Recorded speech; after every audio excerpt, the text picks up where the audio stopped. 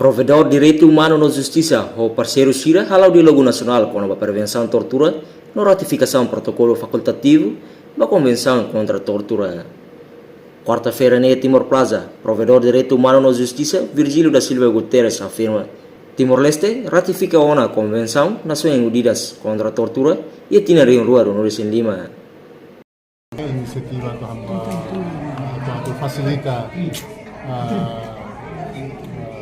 conferência diálogo com o parceiro Sira quando o assunto importante maka o processo de ratificação protocolo opcional contra a tortura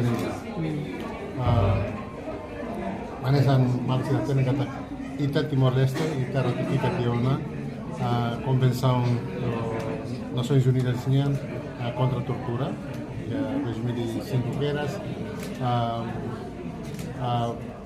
Elemento importante que se ratifica e te compromete em 2005 a tu assina, maka protocolo facultativo, opcional protocolo contra a tortura.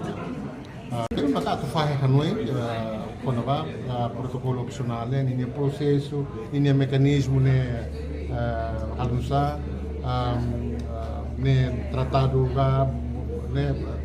evitar o explicativo.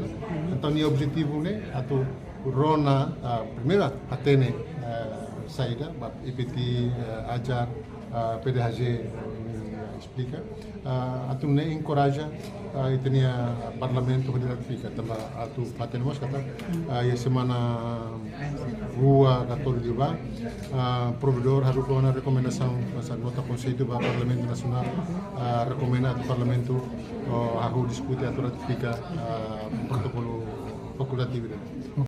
Enquanto vice-presidente da Comissão A, Assunto Constitucional no Lei, Antônio Verdial reforça atividade na PDHG halo parceiro Sira nessa sociedade civil, ajar na Organização Internacional APT, ne pertinente TBS. Halo atividade não pertinente no consistente TBS. Na qualidade nossa vice-presidente da Comissão A, me representa o presidente da Comissão A, marca a presença ne, hoje eu acompanho no rona o atento de TBS.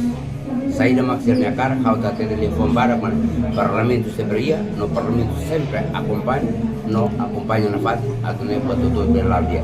Parlamento rei, vai ir a maksir para submeter documento no bem o exercita.